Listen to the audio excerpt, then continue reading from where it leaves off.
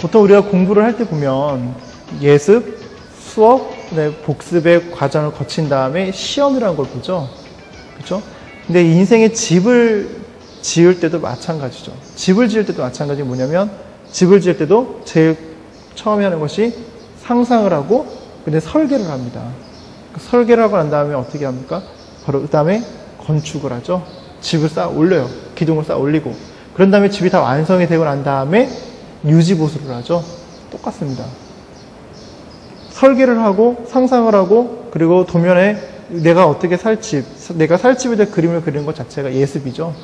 그 다음에 건축을 올리는 것 자체는 이미 실행이고 그걸 수업의 원리로 보면 그것은 곧 수업과 관련된 거죠.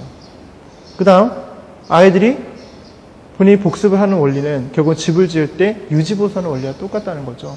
근데 아이들이 보통 공부를 했다는 착각이 여러 가지 중에 몇 가지가 있는데 첫 번째는 학교 안에서만 하는 것이 공부라고 생각을 합니다. 그렇죠? 그리고 학교 안에서 보는 시험이 자기를 힘들게 만든다고 생각들을 하죠. 그러나 잘 생각해 볼 게 뭐냐면 우리가 살아가는 삶 자체가 사실은 학교고 만남이 수업이라는 것이죠.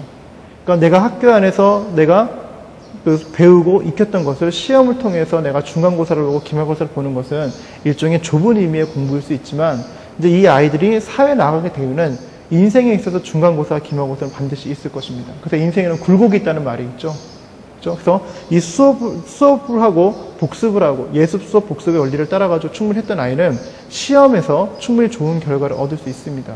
근데 예습하고 수업하고 복습을 하는 이 원리가 그 안에 형성되는 것이 결국은 성품이라는 것인데 이 성품이라는 요소는 결국 학습 능력하고 연결이 됩니다. 왜냐하면 학습 능력이라는 것은 성적을 향상시키기 위한 모든 요소들의 총집합이기 때문에 그렇다는 거죠. 거기에 가장 핵심을 이루고 있는 건 바로 성품이라는 것입니다. 근데 인생도 마찬가지예요. 내가 내 인생에 대해서 인생의 집을 짓기 위해서 설계를 하고 거기에 대한 내가 그것을 꿈을 이루기 위해서 노력들한 어떤 실행의 과정 그리고 내가 잘 가고 있는지 잘 못 가고 있는지 내가 다시 한번 뒤를 돌아볼 수 있는 어떤 복습의 과정 그런 과정을 잘 겪었을 때 인생에서 닥치는 어려운 문제라든지 고난이라든지 그런 어려움들 가운데 그것들을 잘 극복해 나갈 수 있는 내면의 힘이 생길 것입니다. 그래서 보통 아이들이 공부라는 것을 왜 해야 되는지 잘 모르는 경우가 많이 있는데 한마디로 정의하면 공부는 미래의 성공을 미리 연습하는 하나의 과정이라는 것이죠. 그래서 이런 부분들을 좀 더 생각을 하면 인생의 원리와 수업의 원리가 다르지 않다는 것을 알 수가 있습니다.